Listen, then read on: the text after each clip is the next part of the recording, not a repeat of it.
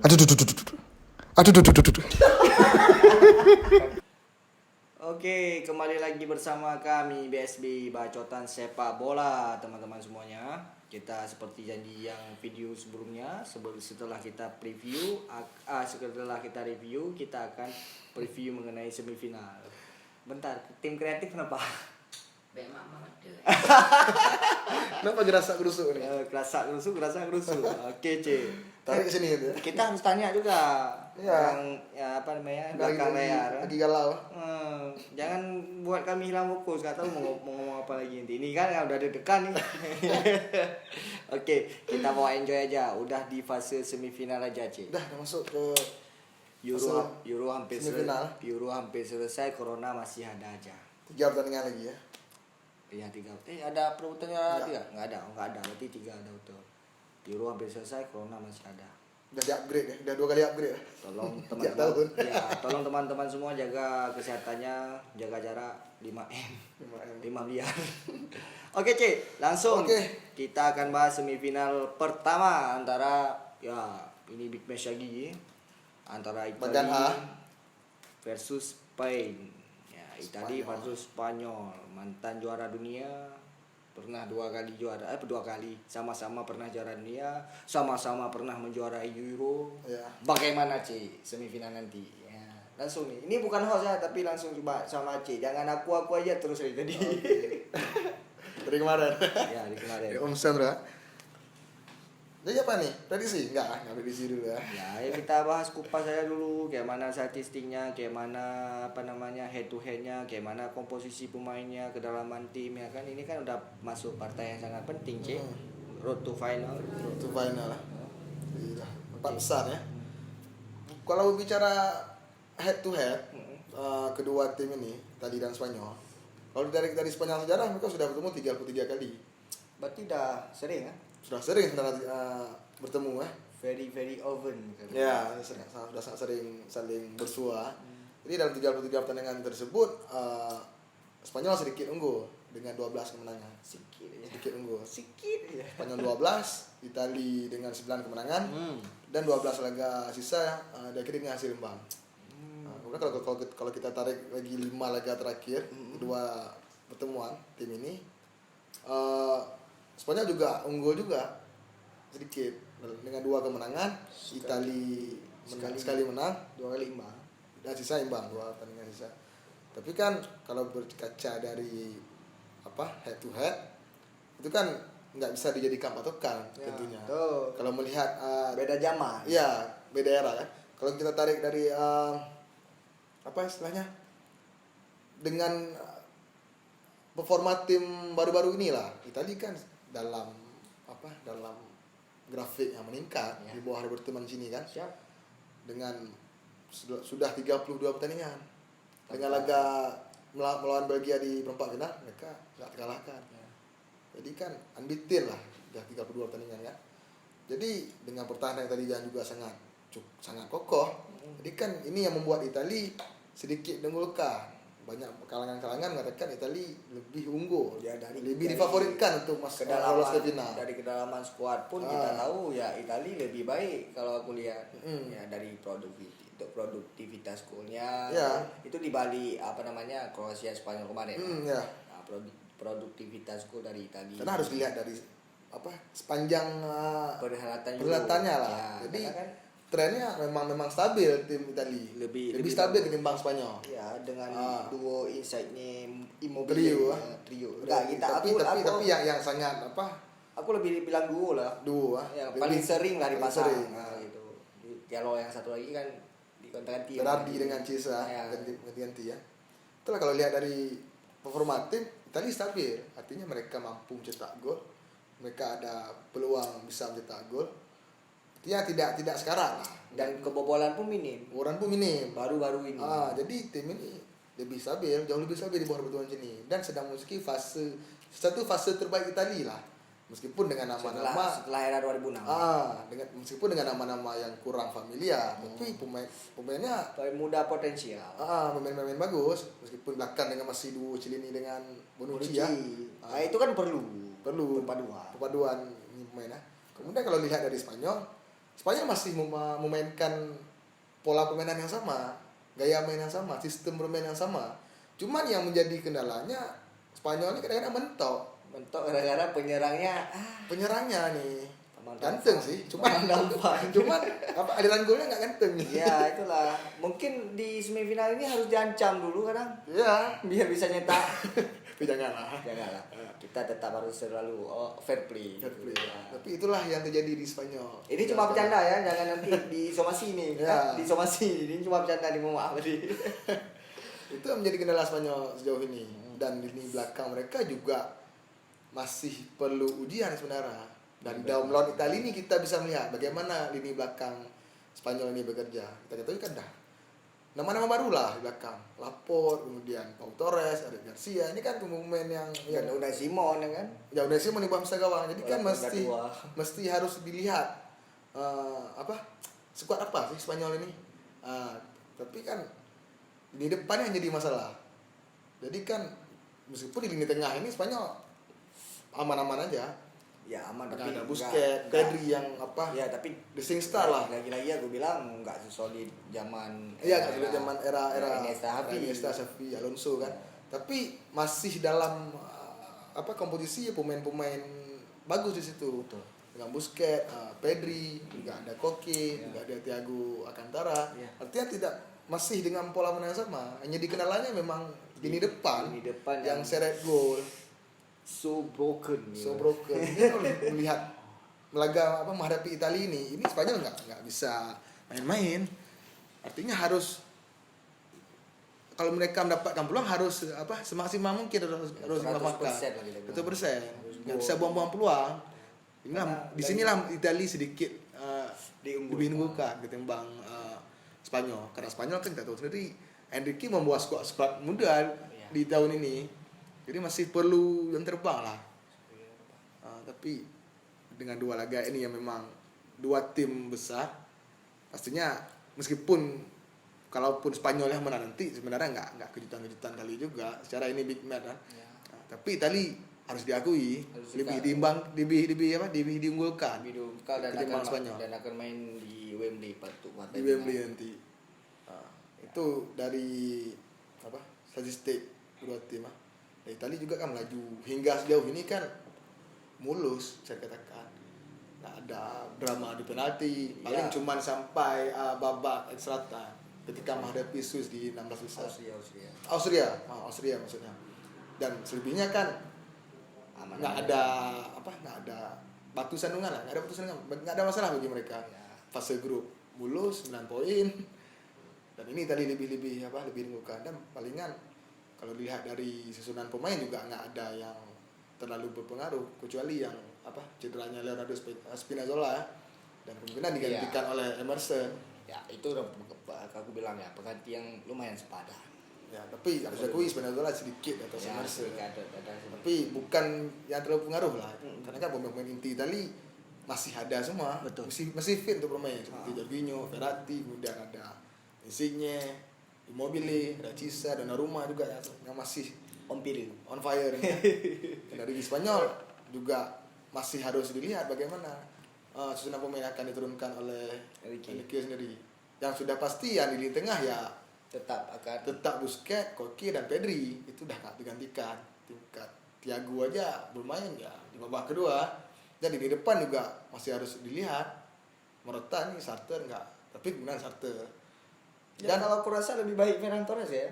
Ferran Torres lebih ke pemain sayap. Ya, tapi maksudnya karena kan stok pemain nomor 9 kan cuma 2 orang yang dibawa oleh Enrique. Memang. Alvaro Morata dan Gerard Moreno. Ya. Dan Morata pastinya sangat diharapkan menghadapi Italia ini. Betul. Karena dia bermain di Liga di Serie A. Dia tahu persis. Tahu persis harusnya dia dan menghadapi dan ini kan pertahanan Italia rekan setim dia di klub Celini dan celahnya Bonucci. Jadi ini sama-sama tahu sebenarnya nih. Udah bukan rahasia umum lagi bagi mereka sama hadapan nanti. Ya. Dan Donnarumma juga kiper Milan udah sering berhadapan dengan Morata. Pastinya sangat diharapkan Morata ini di laga ini. Ya. Sangat luar biasa analisis dari Aceh malam ini. Entah karena Spain masuk semifinal, entah karena Italia masuk semifinal nggak tahu, tapi ya bagi aku sendiri Panas, sih ya. Gli Azzurri ya time it's coming London.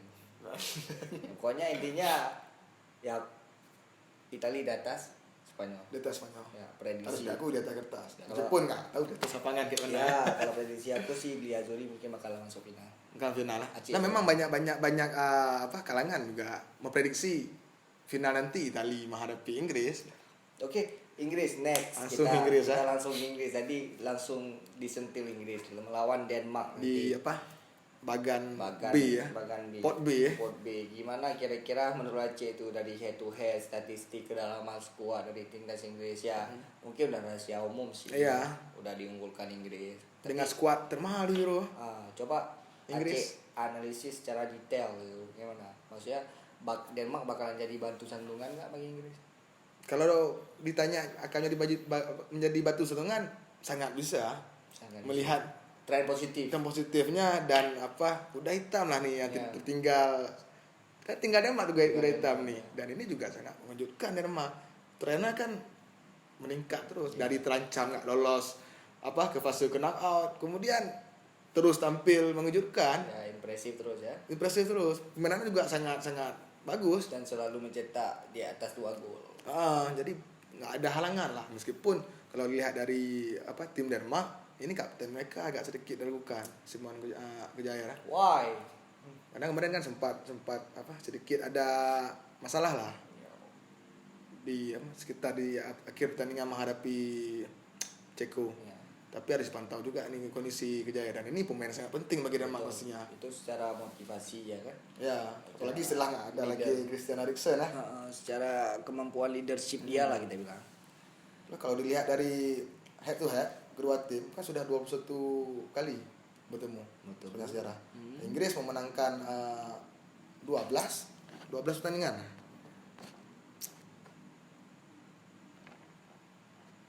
Ya, Cek data dulu. Inggris memenangkan 12 pertandingan, Denmark cuma 4 kemenangan dan 5 laga berakhir seri. Artinya kan kalau lihat dari head to head sepanjang sejarah kedua tim ini kan cukup jomplang sebenarnya.